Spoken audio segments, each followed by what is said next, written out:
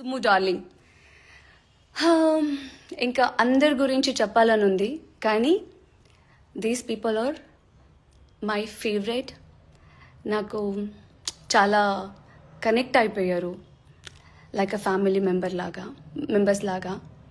So Bigg Boss జర్నీలో ఎంత beautiful అంటే, అరిచే టైంలో అరుచుకున్నాం, తిట్టే టైంలో తిట్టుకున్నాం, నవ్వాల్సిన టైంలో నవ్వాం, అరవాల్సిన టైంలో లైక్ అరిచాం, ఒక ఫ్యామిలీ లాగా కలిసిపోయాం. ఎంత బ్యూటిఫుల్గా ఉండిందంటే జర్నీ, అండ్ మీరు చాలామంది ఎంజాయ్ చేసి ఉంటారు. సో ఆ జర్నీ లాస్ట్ డే మేము ఎంత ఎమోషనల్ అయ్యామో మీకు తెలుసు. సో అంత ఒక బ్యూటిఫుల్ జర్నీ, బ్యూటిఫుల్ మెమోరీస్ని తీసుకొని బయటకు వచ్చాం.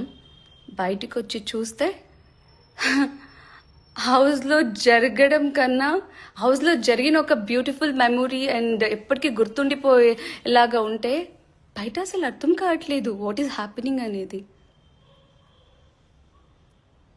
అసలు అసలు ఎందుకు అంత నెగటివిటీ అనేది నాకు అర్థం కాలే. Because we all are good, we all are happy.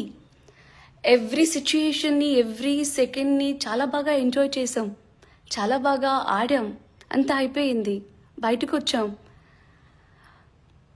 మీ కొంతమందిని ఒక విషయంలో నేను రిక్వెస్ట్ చేయాలనుకుంటున్నాను. What ever happen, done is done.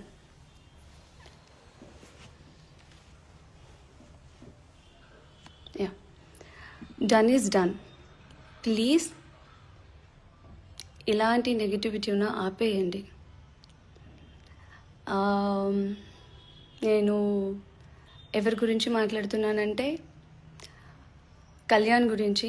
Because ఇది తన కెరియర్, ఇప్పుడే స్టార్ట్ అవుతుంది, అయిపోయింది కూడా.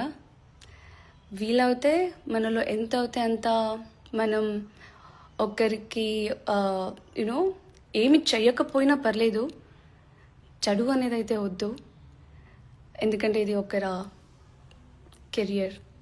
సో ప్లీజ్ వద్దు, ఐ రిక్వెస్ట్. అండ్ ఇంకొకటి ఏంటంటే, చాలామంది అడిగిన క్వశ్చన్ నాకు, 20 lakhs తీసుకోవాల్సింది ఎందుకు వదిలేశారు అనేసి. ఆ 20 lakhs ఎక్కడ చేరుకోవాలో అక్కడే చేరుకుంది. నేనైతే ఆ విషయంలో చాలా హ్యాపీగా ఉన్నాను. సో యా, ప్లీజ్ అది కూడా వద్దు.